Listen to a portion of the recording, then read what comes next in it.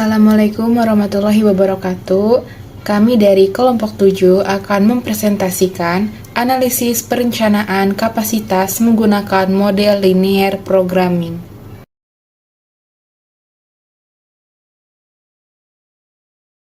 Latar belakang perencanaan kapasitas.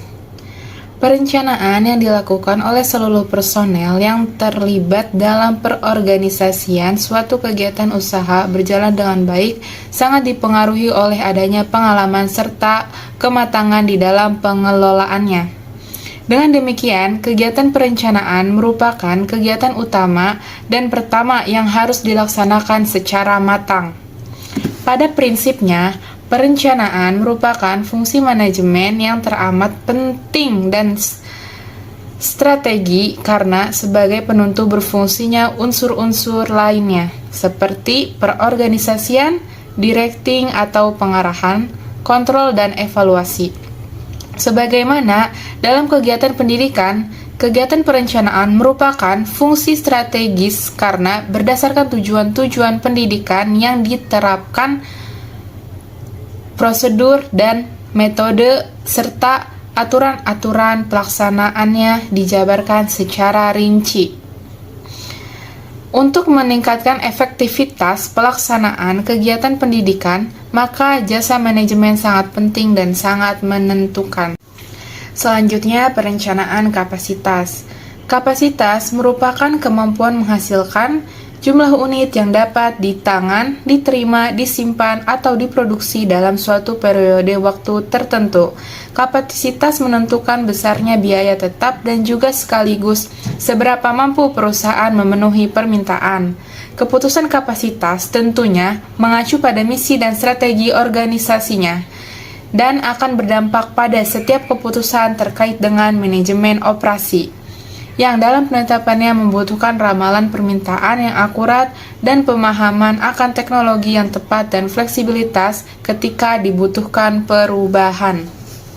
Selanjutnya, jenis perencanaan kapasitas. Yang pertama, perencanaan produksi jangka panjang. Perencanaan produksi jangka panjang biasanya melihat 5 tahun atau lebih ke depan. Jangka waktu yang terpendeknya adalah ditentukan oleh berapa lama waktu yang dibutuhkan untuk mengubah kapasitas yang tersedia. Yang kedua, perencanaan produksi jangka menengah.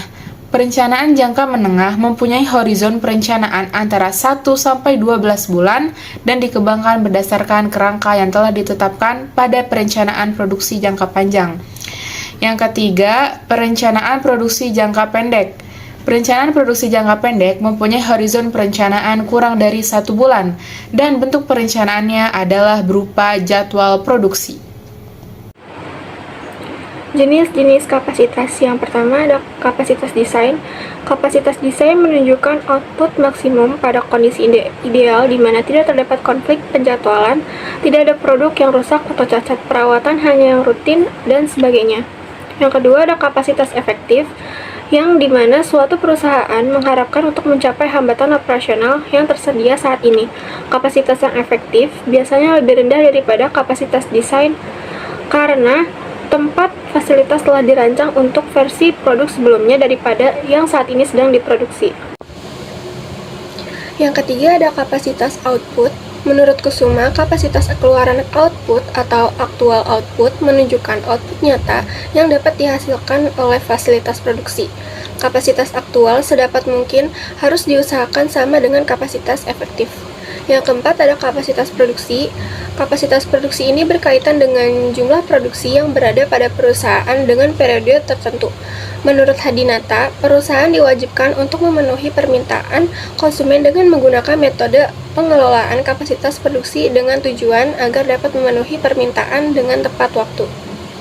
Selanjutnya ada faktor yang mempengaruhi kapasitas. Ada faktor internal dan eksternal. Internal itu terdiri dari sumber daya manusia, manajemen dan proses operasional. Yang ketiga, ketersediaan bahan baku. Yang keempat, perawatan dan pemeliharaan. Sedangkan yang faktor eksternal, yang pertama ada permintaan pasar, kedua kebijakan pemerintah, tiga ada kondisi ekonomi, 4 teknologi, dan 5 lingkungan sosial dan budaya. Pengertian linear programming merupakan suatu teknik yang membantu pengambilan keputusan dalam mengalokasikan sumber daya termasuk mesin, tenaga kerja, uang, waktu, kapasitas gudang, dan bahan baku. Pemrograman linear ini adalah metode matematik dalam mengalokasikan sumber daya yang terbatas untuk mencapai suatu tujuan seperti memaksimalkan keuntungan atau meminimumkan biaya. Model linear programming. Untuk membuat formulasi model linear programming atau sering juga disebut model matematik linear programming, terdapat 3 langkah utama yang harus dilakukan, yaitu yang pertama, tentukan variabel keputusan atau variabel yang ingin diketahui dan gambarkan dalam simbol matematik.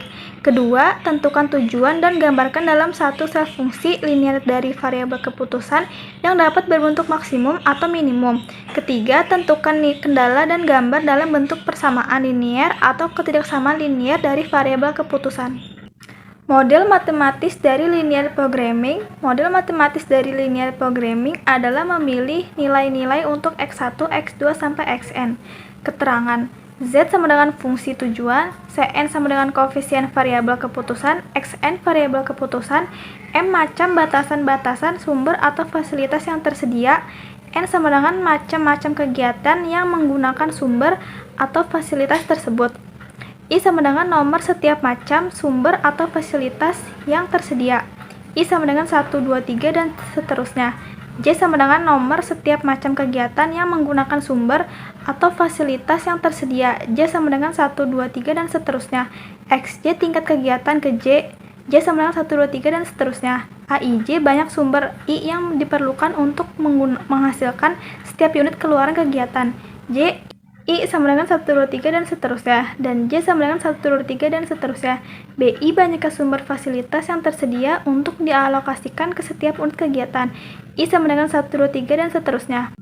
Asumsi dasar program linear. Yang pertama, proporsionali atau kesebandingan.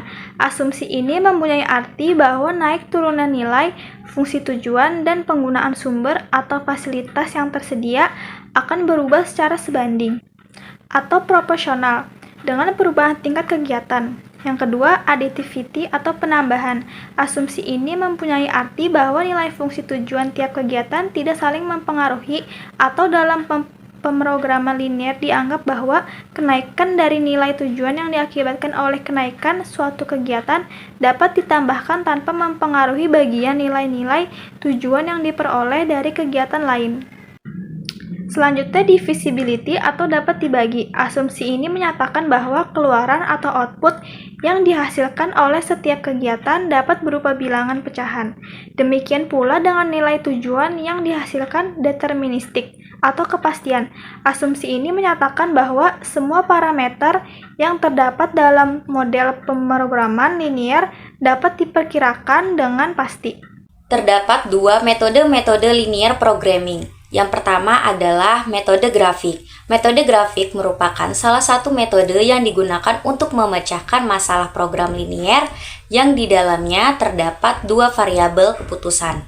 Yang kedua ada metode simplex. Metode simplex merupakan salah satu teknik penyelesaian dalam pemrograman linear yang digunakan sebagai teknik pengambilan keputusan dalam permasalahan yang berhubungan dengan pengalokasian sumber daya secara optimal yang meliputi banyak pertidaksamaan dan banyak variabel.